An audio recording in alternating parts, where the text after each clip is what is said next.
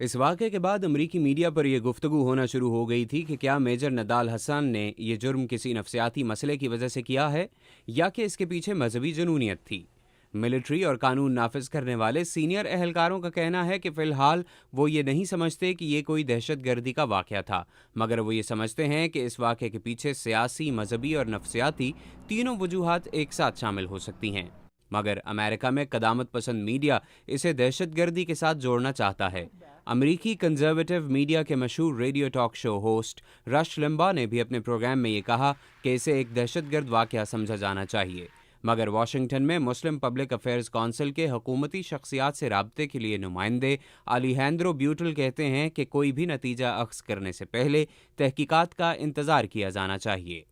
Law enforcement, they're the experts at ascertaining the facts, collecting things. कानून नाफिज करने वाले इदारे शवाहिद इकट्ठा करने और उनकी बुनियाद पर जायज़ा लेने के माहिर हैं, ना कि इस वक्त अवाम ये तज्जिया कर सकते हैं, ये जानते हुए कि इस वक्त कुछ लोग ऐसे हैं जिन्होंने खुद ही ये राय बना ली है, वो जज्बात को भड़का कर अपना नाम बनाना चाहते हैं। लेकिन अगर नामवर शख्सियात की बात की जाए, जिनमें सीनियर सियासतदान और रहनुमा खुद अमरीकी सदर भी शामिल हैं, तो इन सब का कहना है कि हमें इस वक्त अंदाजे नहीं लगाने चाहिए।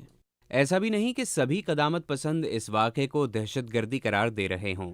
रिपब्लिकन पार्टी के चंद मेंबरान ने यह भी कहा है कि इस वाक़े को मजहब के साथ न जोड़ा जाए। कुछ ऐसी ही बहस ब्लॉगर्स के दरमियान भी चल रही है। इमरान सदीकी खबरों से आगे के लिए अमेरिका में मुकीम मुसलमानों की सरगर्मियों पर रिपोर्टिंग करते हैं और ब्लॉग्स पर नज़र रखे हुए हैं। आतिफ, दो तरीके से सिचुएशन इस वक्त ऑब्ज़र्व हो रही है। एक तो ये कि जो मुसलमान ब्लॉगर्स हैं वो उसको इस तरह से देख रहे हैं कि अगर एक क्रिमिनल एक्ट हुआ है तो ये ज़रूरी नहीं कि हम रिलीजन को या मज़हब को उसके साथ लंप कर दें। मिसाल के तौर पे आपने सुना कुछ दिन पहले ही ऑरलैंडो में एक शूटिंग इंसिडेंट हुआ एक वर्क प्लेस के अंदर, और कोई भी इसके बारे में ये नहीं बोल रहा कि किसी ईसाई ने किया। इमरान के मुताबिक बहुत से गैर मुस्लिम ब्लॉगर्स जो इस वाक़े को इस्लाम के साथ जोड़ना चाहते हैं, ये कह रहे हैं कि नदाल मालिक हसन की तरफ से फायरिंग करने से पहले अल्लाह अकबर कहना ये साबित करता है कि इसका ताल्लुक मजहबी अकीदे से है।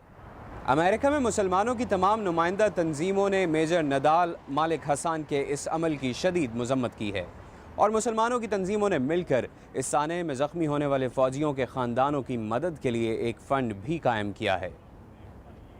Mohammad Atif, Urdu VOA, Washington.